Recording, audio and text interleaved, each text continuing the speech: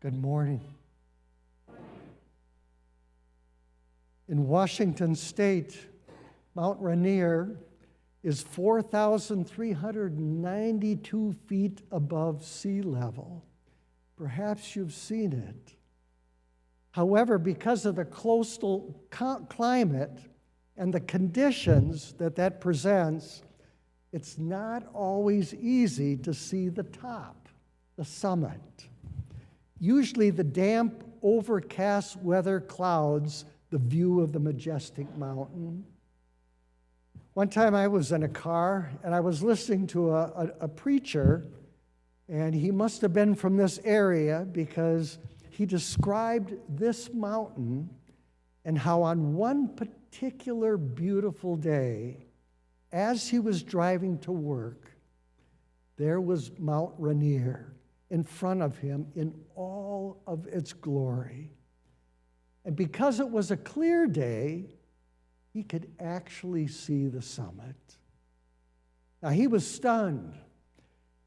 He was stunned in two ways, by the awesome beauty, but he also realized each day he would make this trip to work, back and forth, going past this same mountain.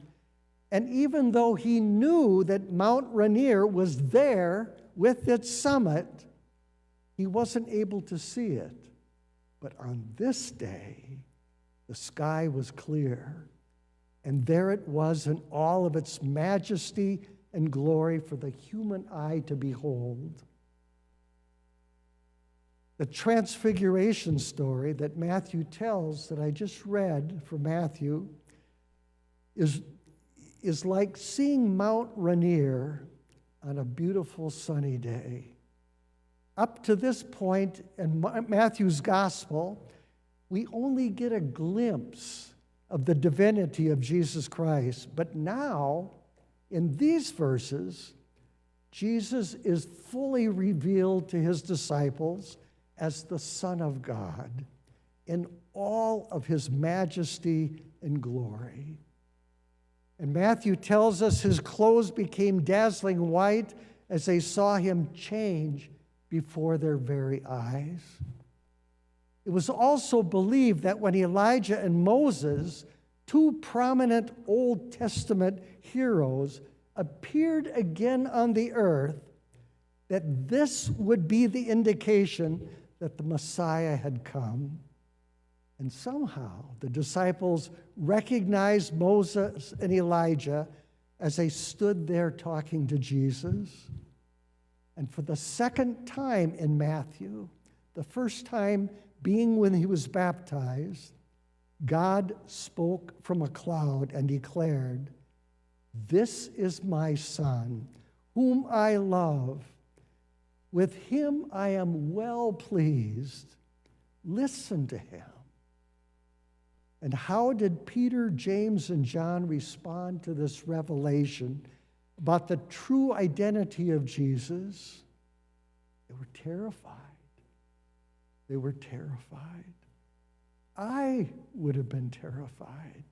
I would have fallen to the ground with my face in the dirt at seeing the awesome power of God before us.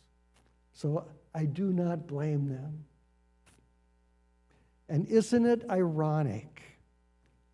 Jesus is fully revealed to his disciples as the Son of God, and they don't know what to make of it. They don't know what to do with it. They may as well have been looking at Mount Rainier on a cloudy day. But maybe the problem is not so much what we see when we look for God, but that we really don't know what we're looking for in the first place. You see, it isn't easy to see God in the world around us because we often have strange notions of what God must look like or even who God is supposed to be. For instance, we know that God is supposed to be all-powerful. And so we look for God in victory and success. But what happens when we lose? We look for a God who emanates power. And then we get frustrated and even disappointed when God doesn't perform up to our expectations or our standards. We can even get confused. We just don't get a very clear look. Welcome to the season of Lent, beginning this week with Ash Wednesday. And we are invited to celebrate this, to receive the sign of the cross on our forehead with ashes, recognizing that we are dust, and to dust we shall return. In this way, we prepare for Easter and for Jesus' resurrection. I don't know if you know this, but do you know how hard it is for us pastors to put the sign of the cross in ashes on a person whom we love and maybe we're related to? It's very hard, especially when we look them in the eye and we say, remember that you are dust, and to dust you shall return. You see, we're acknowledging that we are the ones who are dependent upon God's grace and mercy for whatever comes. I wish that we could remain in the certainty of faith that the disciples had on the mountaintop and always know that God is with us no matter what. And yet even the disciples on the mountaintop got to see Jesus in all his glory as the Son of God, and they were in awe. And then in a blink of an eye, the clouds passed, and the voice of God was silent, and they all went back down the mountain. And this is where we all live every day, and where we don't always feel close to God. Yes, we do take that event with us, that very important glimpse. But sometimes in the day-to-day life, it seems to fall into the background, and we try to think to ourselves, where did it go?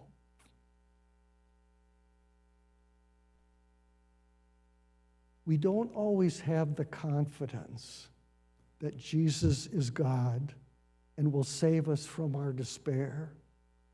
And very often as we struggle with our own humanity, and we all do, we can also feel like we're very alone. Life can be hard. And it is here in the valley that we struggle to believe and have faith. Several years ago in the congregation that I served, we asked people in the congregation to write a page for a Lenten devotional book. And people told some remarkable stories of faith and trust in God. And usually their story told of a time in their life when they struggled and they greatly needed God's help. And remarkably, they were able to look back through the cloudy mist and see the hand of God at work every day. One particular person told this story. She was a mother who wrote about a very terrifying incident in the life of their family as their boys were growing up, and one of them was diagnosed with a serious tumor. This is what she said. One of the most frustrating and difficult experiences that happened to us as a family was when my son was diagnosed with an acoustic neuroma tumor. The other boys had serious illnesses, but a tumor was different and so close to the brain. This left me feeling terrified. My life became a constant prayer. Please, let this be removed by skilled surgeons as soon as possible. And it seemed so unfair to me. This son who had brought us nothing but happiness was now to undergo 2 long surgeries.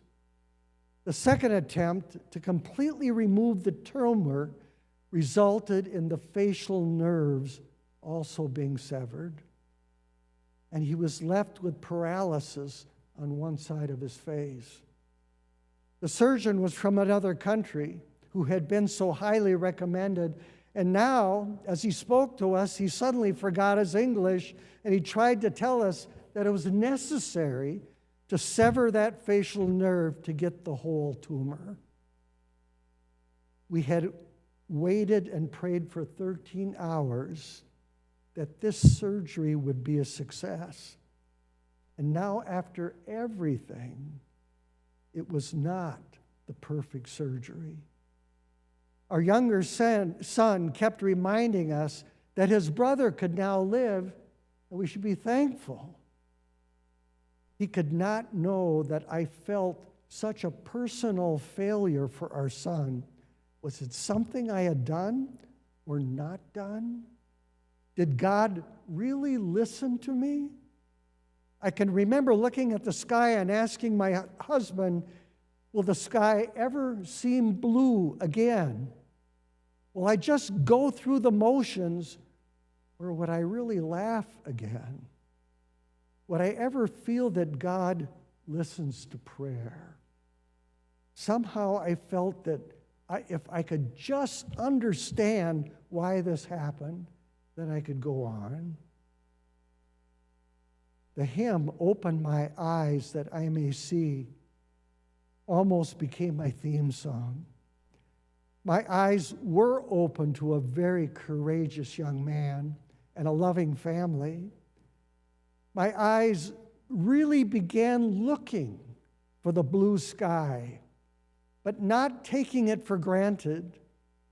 I learned patience when I realized I must wait for God and accept His will. Maybe it was necessary for something like this to happen to us to make us all feel strong in our faith. In any case, even though I still wish this had never happened, and even feel the pain again when I talk about it, I remind myself from the words of that hymn, "Silently now I wait for Thee. Ready, my God, Thy will to see. Open my eyes, illumine me, Spirit divine." Amen.